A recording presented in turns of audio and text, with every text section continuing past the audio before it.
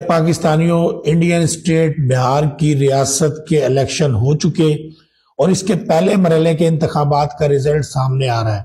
Total 243 सीटें हैं और बड़ी हैरत अंगेज और बज़ाहिर खित्ते के लिए अफसोसनाक रिजल्ट सामने आ रहे हैं। एनडीए यानी नेशनल डेमोक्रेटिक अलायंस, जिसको मोदी की सपोर्ट हासिल है और बीजेपी का हिस्सा है और जनता दल उसका हिस्सा है और वो लीड कर रहा है, वाज़े हुकूमत वो बनाने जा रहा है।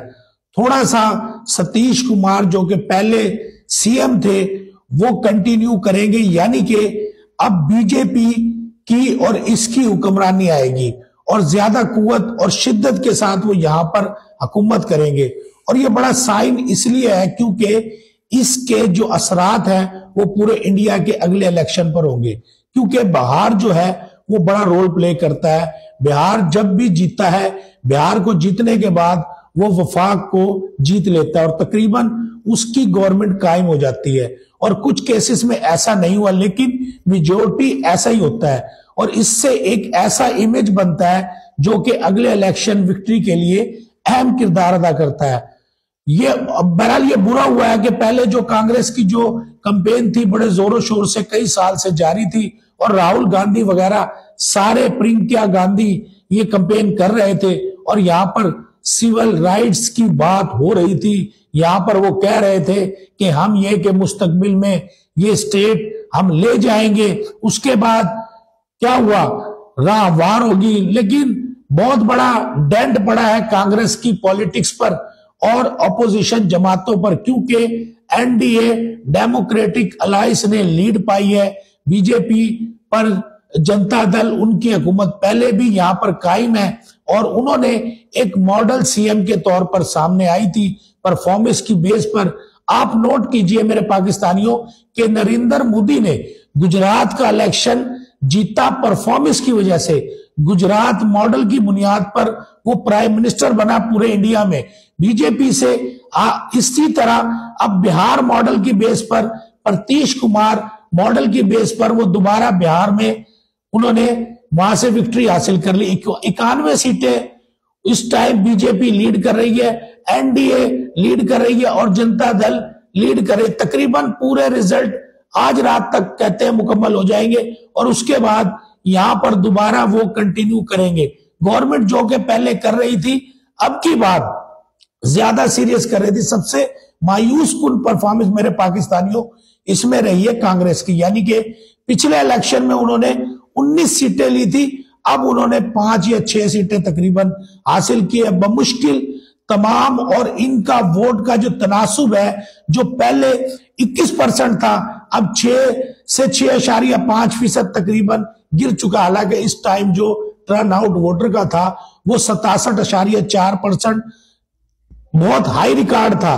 तो बिहार की तारीख में मेरे पाकिस्तानियों वो अक्सर वोट चला गया एनडीए को, यानी जनता दल और बीजेपी के इत्तेहाद को, और छोटी मोटी और भी जमातें शामिल हैं।